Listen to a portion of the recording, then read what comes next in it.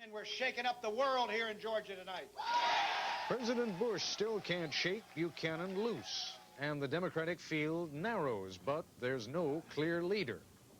I hope you're about half as happy as I am tonight. Clinton is the big winner in Georgia, and Tsongas wins in Maryland.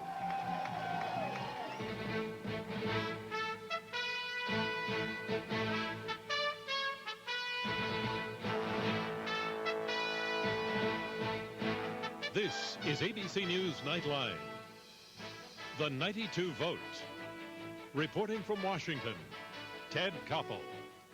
This has been an unambiguously bad day for Tom Harkin and Bob Kerry. Technically, they may still be in the race, but to all intents and purposes, they have shown no additional strength or staying power today. Governor Clinton has won his first primary, Georgia, and he won it big. Senator Tsongas came in second. But it was Tsongas who took Maryland over Clinton, enabling the former senator from Massachusetts to claim the first primary victory by a Democrat outside his home region. To further confuse the Democratic picture, there is Colorado. In effect, a three-way tie among former California Governor Jerry Brown, Governor Clinton, and Senator Tsongas. On the Republican side, there has once again been a huge protest vote against President Bush.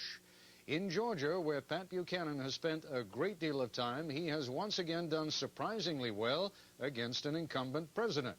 But in his own backyard of Maryland, where he spent essentially no time, Buchanan did almost as well. The same can be said of Colorado. What the White House may have regarded as a thorn in the side just a few short weeks ago has become a royal pain in the nether region of the Bush campaign. So here we are with the polls closed, the vote in, and it's time for spin control. That process by which candidates or their surrogates find salvation in good news and glimmerings of encouragement in everything else. The first pitcher on the mound from Atlanta is Angela Bay Buchanan, sister of and campaign chair for Pat Buchanan. You're clearly hurting them. They're starting to get a little bit nasty from the White House, particularly the surrogates. They're talking about your brother as being a bigoted man, and they seem to be focusing more and more on the negative. What does that mean? You're talking to me now, Ted, right? I am indeed. Okay, it means that they're frightened and they're in hysterics at this stage. We have had another major victory down here in Georgia, and that prairie fire is beginning to grow, and it's going to spread, and they're doing everything they can to stop it, including slanderous remarks against my brother. Now, let me ask you this. I heard your brother earlier this evening making his victory statement, and it's beginning to sound as though he is starting to take his own campaign seriously. And I say that without any sarcasm because all the polls are indicating that only a minority of the people who are voting for your brother are really voting for Pat Buchanan. Most of them are still voting against George Bush. Well, Ted, what happened is that's what they said in New Hampshire. They said there's economic problems, so people are voting against George Bush.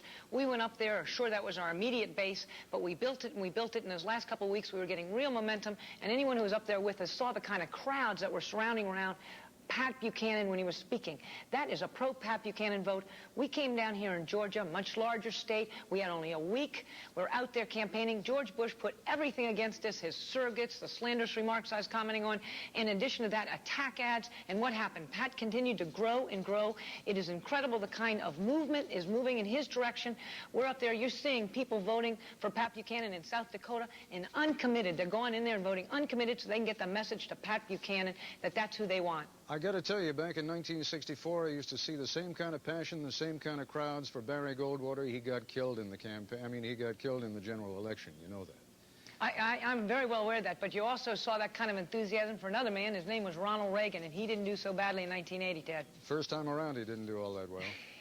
Well, sometimes it takes two times. We're hoping it only take us once. Is that what we're really focusing on now, is the 1996 campaign? No, we are not. As I said, we are focusing on this one. We're hoping that Pat Buchanan becomes President of the United States this year, that he wins that election in November. That is our goal. That's why we're here, and we're out here talking about issues, and people are listening, and they are moving in our direction, and there is incredible momentum to the Pat Buchanan campaign. All right, Babe Buchanan, thanks very much for joining us this evening. You are welcome, Ted. Later in the broadcast.